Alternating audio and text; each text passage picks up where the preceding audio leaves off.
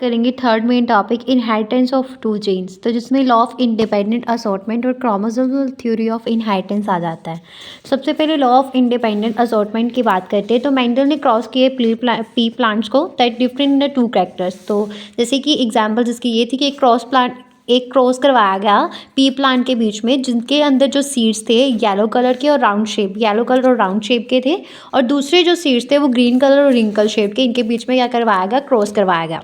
तो मतलब Mendel cross the pea plant that differ in two characters. तो yellow colour के जो येलो कलर के सीड थे वो डोमिनेट करते थे ग्रीन कलर के ऊपर, और राउंड शेप जो थे वो डोमिनेट करते थे रिंकल के ऊपर ना। और इसके रिजल्ट से क्या हुआ, इसके रिजल्ट से identical to those that he got when he made separate monohybrid crosses between a yellow and a green seeded plant and between a round and a wrinkle seeded plant। तो इन्होंने क्या किया, genotypic symbols capital Y को जो है for a dominant yellow seed colour और small Y को जो है रिसेसिव ग्रीन सीड कलर के लिए यूज़ किया, और आर को कैपिटल आर को राउंड शेप सीड्स के लिए और स्मॉल आर को जो रिंकल सीड शेप के लिए यूज़ किया। जीनोटाइप जो है पेरेंट्स के उसको ऐसे लिख सकते हैं कैपिटल आर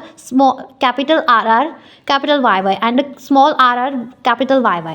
तो गैमेट्स जो हैं कैपिटल आर और कैपिटल वाई के और स्मॉल आर और स्मॉल वाई के वो यूनाइट करते हैं ऑन अ फर्टिलाइजेशन, और F1 हाइब्रिड जो है मतलब कि capital R small R capital Y और स्मॉल वाई को बनाते हैं। जब मेंडल ने सेल्फ हाइब्रिडाइज किए F1 प्लांट्स की तो उन्होंने क्या देखा, उन्हें 3/4 ऑफ द F2 प्लांट जो है 3/4 of the found that 3/4 of the F2 plants had yellow seeds और 1/4 हैड ग्रीन।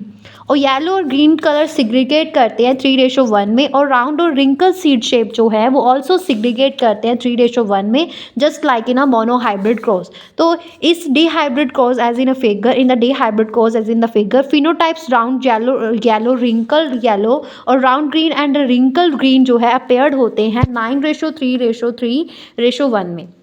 और इनकी जो ऑब्जर्वेशन आई on a dihybrid crosses, तो मेंडल ने प्रपोज किया अ लॉ जिसको Mendel's law of independent assortment कहते हैं, जिसके अकॉर्डिंग ये था कि जब दो पेयर्स हैं of a traits, when two pairs of traits उनको कंबाइन किया जाए इन अ हाइब्रिड, तो वो सिग्रीगेशन जो है एक पेयर ऑफ कैरेक्टर्स की वो इंडिपेंडेंट होती है दूसरे पेयर ऑफ कैरेक्टर्स की। तो as from the dihybrid crosses we can see that the segregation of 50% of capital R gametes and 50% small R gametes वो इंडिपेंडेंट है from the segregation of 50% Y gametes capital Y gametes and 50% small Y gametes. Clear हुआ। अभी इसके बाद डिहाइब्रिड test cross में क्या आता है, प्रोजनी जो हमें मिलती है टेस्ट क्रॉस डिहाइब्रिड टेस्ट क्रॉस करवाने से वो 4 टाइप्स की होती है, जिनमें से जो है 25% F1 जो है F1 डिहाइब्रिड है जिसमें capital T small T R capital और स्मॉल आर, और रिसेसिव पेरेंट जो है स्मॉल टी और स्मॉल आर। तो हमारे पास 4 कौन सी आ जाती है, capital T small T capital R small R, capital T small T और स्मॉल आर स्मॉल टी और कैपिटल आर स्मॉल आर और स्मॉल टी और स्मॉल आर। तो रेशोज जो है डिहाइब्रिड टेस्ट क्रॉस की 1:1:1:1:1 ये आ जाती है।